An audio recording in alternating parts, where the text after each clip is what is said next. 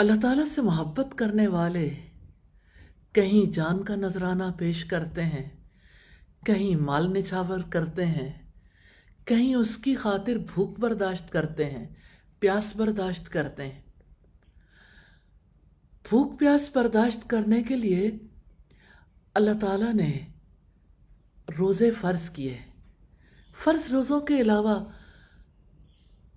مسلمان نفلی روزے رکھ کے اللہ کا قرب حاصل کرتے ہیں۔ روزے رکھنے کے وہ کتنے شوقین تھے، اور آج بھی روزوں سے محبت رکھنے والے کیسے سال بھر اللہ تعالیٰ کی محبت کے لیے، اللہ تعالیٰ کے قرب کے لیے بھوک اور پیاس برداشت کرتے ہیں۔ میں تذکرہ کرنا چاہوں گی سیدنا عبداللہ ابن رواحہ کا۔ حضرت ابو الدرداء فرماتے ہیں کہ ہم نبی کریم صلی اللہ علیہ وسلم کے ساتھ ایک سفر کر رہے تھے۔ دن انتہائی گرم تھا۔ گرمی کا یہ عالم تھا کہ گرمی کی سختی سے لوگ اپنے سروں کو پکڑ لیتے تھے۔ نبی کریم صلی اللہ علیہ وسلم اور ابن رواحہ کے سوا اور کوئی شخص روزے سے نہیں تھا۔ محبت ہے، سفر میں بھی، شدت کی گرمی میں بھی اللہ تعالیٰ کی خاطر بھوک اور پیاس برداشت کرنے کا ذوق و شوق رکھتے ہیں۔ ہاں، یہ تجربہ انسان کو اللہ تعالیٰ کی محبت میں اور آگے لے جاتا ہے۔ سیدہ عائشہ سے روایت ہے، حمزہ بن عمرو اسلمی نے نبی کریم سے پوچھا، کیا میں سفر میں روزہ رکھوں؟ اور وہ کثرت سے روزے رکھنے والے تھے۔ آپ نے فرمایا، چاہو تو رکھ لو، چاہو تو نہ رکھو۔ چونکہ سفر میں روزے کی رخصت ہے، اس لیے اللہ کے رسول صلی اللہ علیہ وسلم سے سوال کیا کہ کیا اجازت مل سکتی ہے؟ یعنی یہ تجربہ ان کو کتنا عزیز تھا، بھوکا پیاسا رہنا۔ محبت کا خوبصورت انداز ہے۔ صحیح مسلم کی روایت ہے کہ ایک بار نبی کریم صلی اللہ علیہ وسلم نے صحابہ کرام سے سوال کیا، من اصبح منکم الیوم صائما، کون ہے جس نے آج اللہ کی خاطر نفلی روزہ رکھا ہو؟ سیدنا ابو بکر نے جواب دیا، اے اللہ کے رسول، میں نے روزہ رکھا ہے۔ پھر آپ نے سوال کیا، کون ہے جس نے آج کسی مسلمان کے جنازے میں شرکت کی ہو؟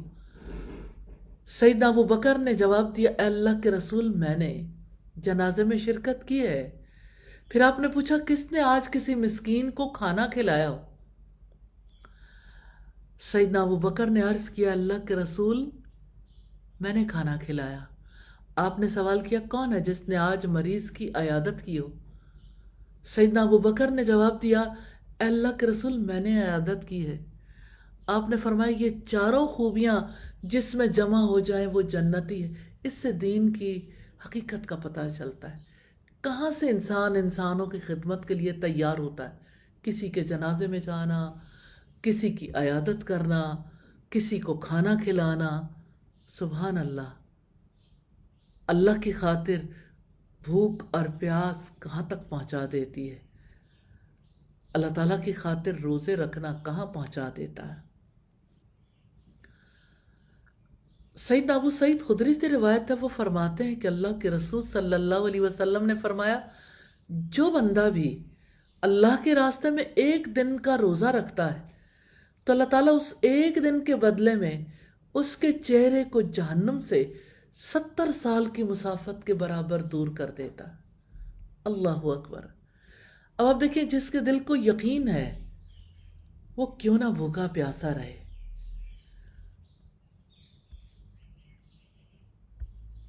سیدنا انس سے روایت ہے کہ ہم نبی کریم صلی اللہ علیہ وسلم کے ساتھ سفر میں تھے۔ ہم میں سے کچھ لوگوں نے روزہ رکھا ہوا تھا اور کچھ نے روزہ نہیں رکھا ہوا تھا۔ سخت گرم دن تھا۔ ہم نے ایک جگہ پڑاؤ ڈالا، جس کے پاس چادر تھی اس کے پاس گویا سب سے زیادہ سایہ تھا۔ کچھ لوگ اپنے ہاتھ ہی سے سورج کی گرمی سے اپنے آپ کو بچا رہے تھے، لیکن ہوا یہ کہ گرمی کی تاب نہ لاتے ہوئے روزہ دار گرنے لگے، اور جنہوں نے روزہ نہیں رکھا ہوا تھا وہ اٹھے، انہوں نے خیمے لگائے اور سواریوں کو پانی پلایا۔ تو نبی کریم نے فرمایا کہ آج روزہ نہ رکھنے والے زیادہ اجر لے گئے. یعنی روزہ رکھنا بڑے اجر کی بات ہے، لیکن کبھی اپنے آپ کو اتنی تکلیف میں روزے کی مشقت برداشت کرنے سے زیادہ اپنی جان کا حق بڑھ جاتا ہے. اور ان لوگوں نے کیسے خیمے لگائے، سواریوں کو پانی پلایا، جبکہ روزہ دار غشی کھا کر گرتے رہے. اللہ تعالیٰ کسی پر اس کی استطاعت سے زیادہ بوجھ ڈالنا نہیں چاہتے. اس لیے نبی صلی اللہ علیہ وسلم نے واضح کر دیا کہ کس موقع پر کون سی نیکی زیادہ بڑی ہے.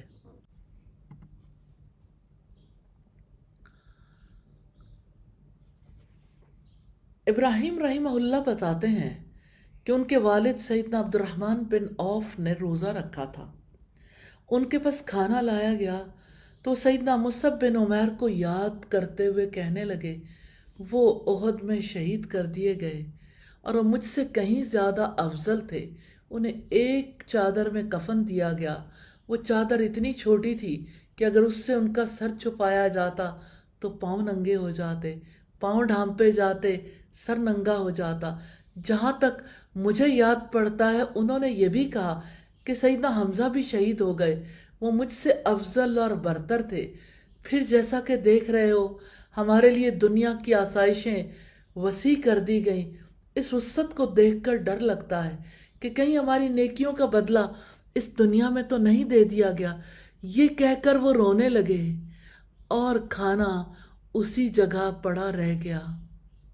ہاں، یہ افطار کا وقت تھا اور لوگوں کی نیکیاں یاد کر کے رونے والے سیدنا عبد الرحمن بن عوف تھے، جو اللہ کے راستے میں بہت زیادہ صدقہ کرنے والوں میں سے تھے، جو بہت زیادہ نیکیاں کرنے والوں میں سے تھے. نیکی کا شوق اور رغبت اللہ تعالیٰ کی محبت کی وجہ سے ہوتی ہے، اور اللہ تعالیٰ کی محبت میں بھوکا پیاسا رہنا انسان کو جسمانی طور پر بھی نفع دیتا ہے.